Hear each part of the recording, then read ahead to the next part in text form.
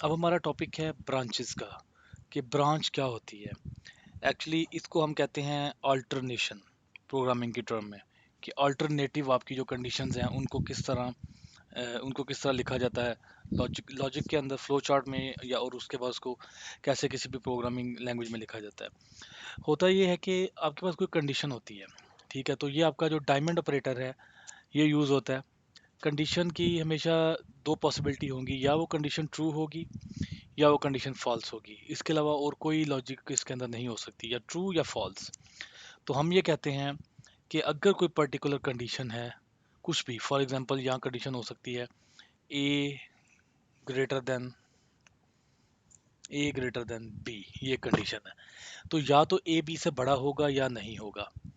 ठीक है, तो इस केस में क्या है, अगर ये ट्रू होता है तो कोई पर्टिकुलर काम आपने परफॉर्म करना है, अदरवाइज इट इज़ पॉसिबल कि आप कहते हैं जी प्रोग्राम को एंड कर दें। तो ये आपकी बेसिक, बिल्कुल very basic of if statement है।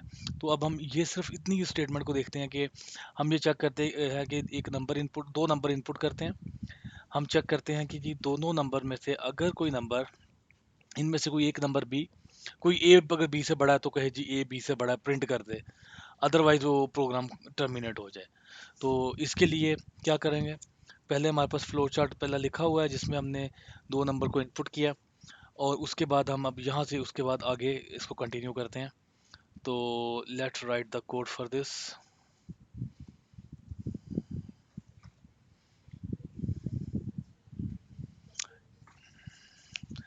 ओके, ये हमारे पास अब इनपुट लेते हैं टू नंबर्स, इंट ए और इंट बी, दो नंबर है हमारे पास जो हम पहले ऑलरेडी कर चुके हैं, और हम ये कहते हैं जी सी आउट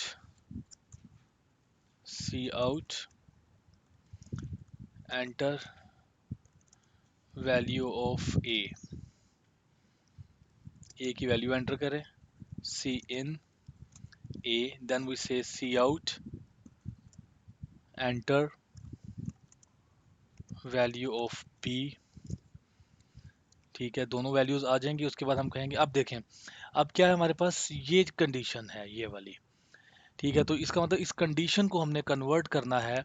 यहाँ तक प्रोग्राम पहले वाला है, आगे कंडीशन आ रही A greater than B, true else, true में कुछ करें और दूसरी तरफ हम कुछ नहीं कर रहे, प्रोग्राम क्लोज कर रहे हैं।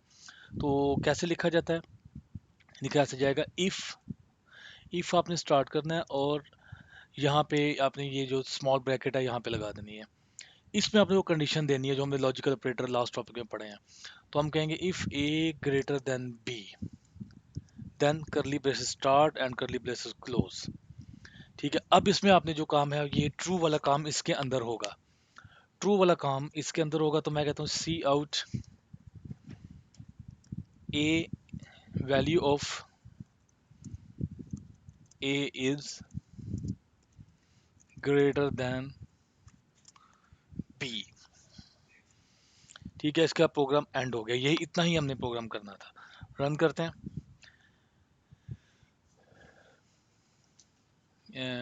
व्हाट इज दिस, ऑन्स, कहीं ये सी और में ऑन्स लिखा हुआ है, इसकी ज़रूरत नहीं है हमें, नथिंग एल्स, ये तो एक्स्ट्रा लिखा है। दोबारा रन करता हूँ। Enter value of A 6, enter value of B 4,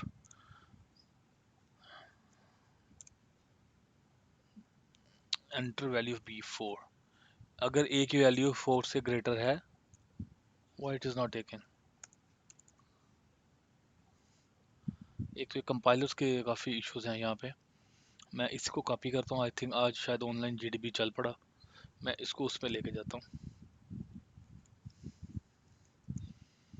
late try here, C++17, control A, paste it.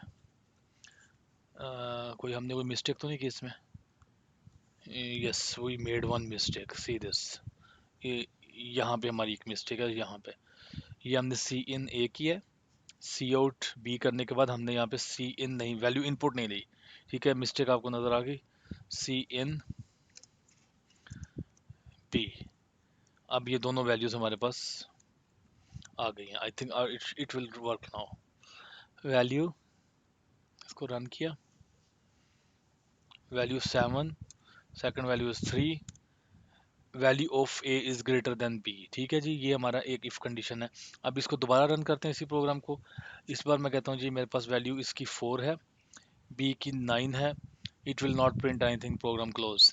क्योंकि हमने सिर्फ एक कंडीशन चेक की है, दैट कंडीशन इज ग्रेटर, यानी ट्रू पार्ट हमने चेक किया है। इफ अगर ये होगा तो फिर प्रोग्राम आपका ये ट्रू होने के बाद ये अंदर वाली स्टेटमेंट वर्क करेगी। क्लियर यहाँ तक ये पॉइंट? इस पे कोई कंफ्यूजन तो नहीं होनी चाहिए कि ये कंडीशन यहाँ पे इस इफ को क्या रिक्वायर्ड है, इस इफ को ऐसा एक्सप्रेशन रिक्वायर्ड है जिसकी जो जिसका रिजल्ट है वो या तो ट्रू आए या फॉल्स आए। ठीक है, क्योंकि सी प्लस प्लस की हम बात करें तो इसके अंदर वन एक यानी कि पॉजिटिव नंबर है, तो यहाँ पे हमें एक ऐसी वैल्यू रिक्वायर्ड है जो पॉजिटिव नंबर रिटर्न करे। और वैसे अगर हम देखें इफ कंडीशन में क्या चाहिए होती है, कंडीशन आपकी ट्रू होना लाजमी है। तो अब आप यहाँ पे इसको फर्दर चेक कर सकते हैं किसी और कोई और कंडीशन लगा के।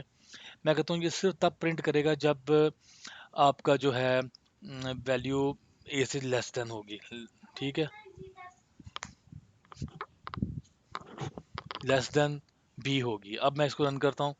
अब क्या करेंगे, अब A value of A 5, value of B 8। अब वो प्रिंट कर रहा है मैसेज, जो भी आपने लिखवाया है वो तो आपकी अपनी अंडरस्टैंडिंग होगी कि यहाँ पे मैसेज आपने चेंज करना है, लेकिन आपका प्रोग्राम इस तरह काम करेगा। अब हम नेक्स्ट टॉपिक में देखते हैं कि हमारे पास इफ़ को हमने ये देखना है कि इसका अगर ये फॉल्स होता है तो कोई और काम करे, वो हम कैसे करते हैं। तो नेक्स्ट टॉपिक पे हम आते हैं, इफ़ और अदरवाइज क्या होगा।